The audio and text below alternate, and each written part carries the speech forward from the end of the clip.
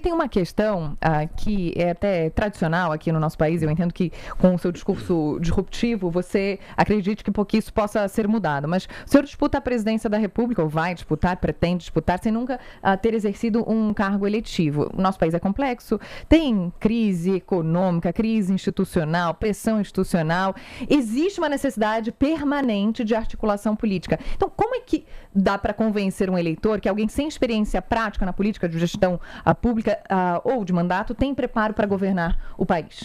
Bom, a gente pode começar com um exemplo contrário. A Dilma Rousseff tinha grande experiência política e ela caiu, foi uma péssima governante.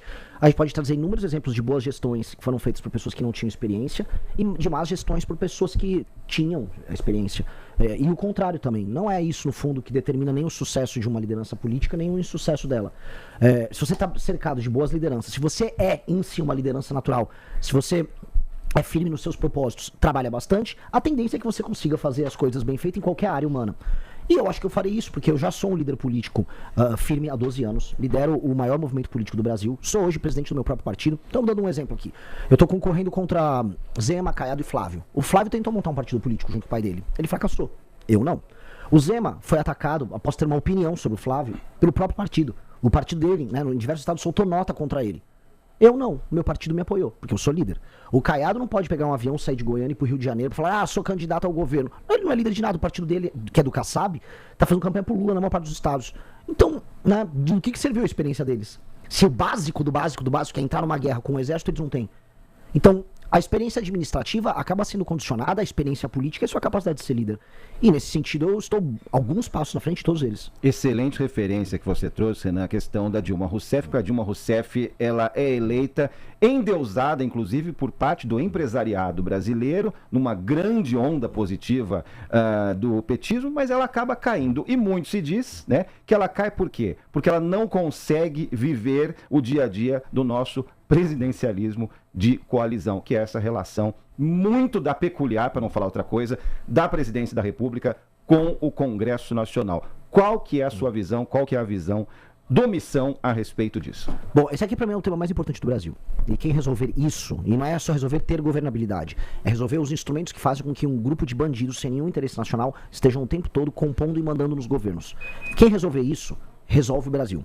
Tá? Então, eu tenho um livro publicado agora, o livro Amarelo, que é o livro de propostas do partido, em que a gente traz o que a gente chama de lei de responsabilidade gerencial. E se eu puder me estender um pouquinho mais nessa resposta, é bem importante, porque para entender isso, a gente tem um modelo no Brasil, que é o tal do presidencialismo de coalizão, que faz com que o presidente da República, mesmo vencendo a eleição, ele é obrigado a ganhar uma segunda eleição, que é a composição do governo. Em países parlamentaristas, ao formar um primeiro-ministro, você consegue já ter a maioria, porque você só é primeiro-ministro da maioria no parlamento. No nosso modelo, não, é um modelo esquizofrênico, maluco, que um presidente tenha, vamos dizer, 50% mais um dos votos, e não obstante, ele não consegue governar. Então, um modelo que não é funcional, é um dos modelos mais estúpidos que tem. E do outro lado, nós temos uma coisa que é bem brasileira, tipo uma jabuticaba, que é o centrão, que é o político que é eleito comprando votos eleitores. E sim, assim, não é um exagero que eu tô falando, o voto é comprado e a compra acontece ou no momento da eleição ou durante o mandato do político. E com base nisso, ele precisa o tempo todo ter um caixa 2, uma operação de dinheiro que fique rodando para ele ficar municiando a troca de favores dele com o eleitor, com seus prefeitos e vereadores. E aí esse deputado federal, que não tem compromisso com nenhum tipo de ideia, com nenhum tipo de visão de Brasil, ele fica apenas colocando uma faca no pescoço do presidente em questão para aderir ao governo mediante troca de favores. Esse é o grande problema, que a Dilma não soube lidar, que na verdade ninguém sabe lidar. Muita gente tenta resolver isso aqui no topo. O correto é a gente resolver na base. E resolver na base como? Entender o que faz um deputado tão canalha assim ser eleito. E essa é a questão que a gente precisa mudar. As pessoas vendem o voto para os políticos porque elas são muito pobres e muito dependentes na base. E os políticos não entregam nenhum tipo de melhoria. E mais, hoje um prefeito é apenas um instrumento de, vamos dizer, de guarda das emendas que são enviadas pelo deputado. Nós vamos inverter a pirâmide. E qual é a ideia? Nós vamos fazer os prefeitos, para receber qualquer emenda e para receber inclusive o fundo de participação dos municípios, o FPM, terem que ter desempenhos e indicadores. Assim, por exemplo, se eu não aumentar a taxa de cobertura de esgoto, se não aumentar o ranking do SAEB, se não melhorar a fila nas suas UBSs, você não recebe dinheiro. Vai um comissário do governo federal e não recebe dinheiro. Então, para obrigar eles. Se o prefeito não cumpre as metas, o prefeito fica inelegível. E aí ele não pode participar da eleição. E aí, a parte de incentivo é, se o prefeito vai bem e cumpre as metas, aí sim o seu partido recebe o fundo partidário. Por quê? Eu retiro do deputado todo o poder que ele tem em determinar um sucesso ou um fracasso do prefeito, baseado no critério de que o deputado apenas quero do prefeito que ele obtenha votos para ele. Mas isso não abriria espaço para uma judicialização? Porque tem as questões constitucionais, o dinheiro da saúde, o dinheiro da educação. E até antes, né? Não, mas... Claro, pode... É justamente obedecer a Constituição. O dinheiro vai para o município. Só que a forma como o dinheiro é entregue, a velocidade que ele é entregue, é mediante a aplicação de políticas públicas. Hoje o prefeito recebe dinheiro e larga. E faz o que ele precisa fazer. Ele não está nem um pouco compromissado com as metas. Agora, Renan, todas essas mudanças que são profundas, que você propõe, né, no funcionamento do Estado, elas dependem, na prática, do Congresso, dependem de negociação política, dependem de maioria, de PEC, de articulação, o que for. Para cada uma dessas específicas tem um andamento, um processo específico. Eu queria entender como é que o senhor aprovaria essas mudanças sem entrar justamente na lógica das alianças, das concessões políticas que o senhor critica tão duramente e que é um propósito do seu partido. Bom, eu vou ser brutalmente honesto. Todo mundo sabe, quem é eleitor meu, quem nos acompanha, que eu não tenho grandes ilusões sobre a classe política brasileira e tampouco sobre o eleitor brasileiro. Haverá um monte de ladrão querendo fazer negociações sujas comigo, porque o eleitor vai votar no monte de ladrão. E tá dado. Haverá centenas de ladrões no Congresso Nacional que serão colocados pelo eleitor. O eleitor vai vender o voto pro cara, vai ganhar um favorzinho e vai colocar o cara lá. É fato. E eu vou ter que sentar com esse cara. Eu vou ter que compor o governo com os partidos desse cara. Eu não estou com ilusões, eu não vou conseguir governar nesse modelo atual e não vou conseguir alterar as regras do jogo que fazem com que esse ladrão chegue lá sem antes sentar com ele. E é, infelizmente, vamos dizer, consequência do modelo democrático nosso. Eu vou fazer um governo de composição. O que eu não vou compor na base da grana e da troca de favores financeiros. O único lucro que a pessoa poderá ter comigo, que o deputado vai ter e o partido, é o lucro político. O que é o lucro político? Se eu apresentar uma política pública funcional no estado daquele deputado, eu vou lá e vou fazer ele ter o lucro político. Ele desfrutar da vitória comigo. Natural. Um exemplo. A gente vai fazer um combate muito forte ao crime organizado. Eu vou lá no Ceará libertar a cidade de Santa Quitéria que está com o Comando Vermelho. Vou chamar os deputados do Ceará. Venha, levem um lucro político comigo. Agora, lucro fiduciário, grana, não vai rolar. Não vai rolar. Isso não vai rolar. E aí eu vou ter impasse. Se eles quiserem ir pra guerra com isso, eu vou pra guerra com eles também.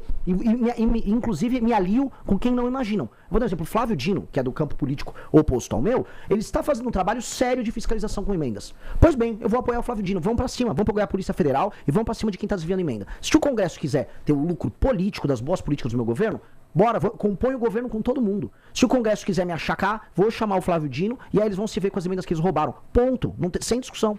Frase, vou fazer um governo de composição. Então eu quero explorar mais um pouco essa frase que você acabou de trazer. Você deu um exemplo, Flávio Dino, nesse caso específico das emendas. Quem você enxerga hoje, nomes e legendas, que poderia, em alguns aspectos determinados, fazer parte de um governo de composição do Missão a partir de 2027? Por exemplo, Tereza Cristina, ela é de um partido Centrão. Não teria problema nenhum em ter uma Tereza Cristina, que é de um partido Centrão, participando no governo meu. O ex-governador do Espírito Santo, Paulo Artung, foi um governador sério, de partido Centrão, não teria problema nenhum de ter uma composição com ele. Esses partidos Centrão, eles são compostos na sua maioria por tralha, por porcaria. Mas há quadros bons pontualmente. Eu toparia, você quer participar comigo, PP, partido Ciro Nogueira? Só não quero o Ciro Nogueira, por favor. Agora, tem alguém interessante aí? Me dá, não tem problema nenhum. A composição terá que ser feita, infelizmente. Ela é condicionada ao quê? O programa é nosso. Porque o que nos elegeu foi o programa. Então eles vão executar o meu programa, que é o programa que venceu nas urnas.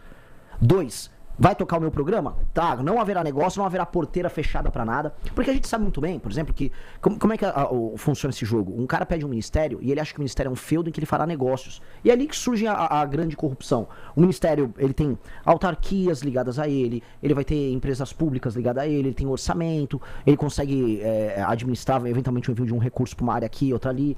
E é ali que vai rolando a roubalheira. Não vai rolar. As empresas públicas, as autarquias, as políticas públicas, elas vão ser tocadas por técnicos nossos e o partido que vai compor, ele vai compor aquele governo baseado na ideia de que ele vai ter o lucro político conosco. Só isso. Ponto. Gostou do vídeo? Não se esqueça de deixar seu like e se inscrever no canal. Até a próxima.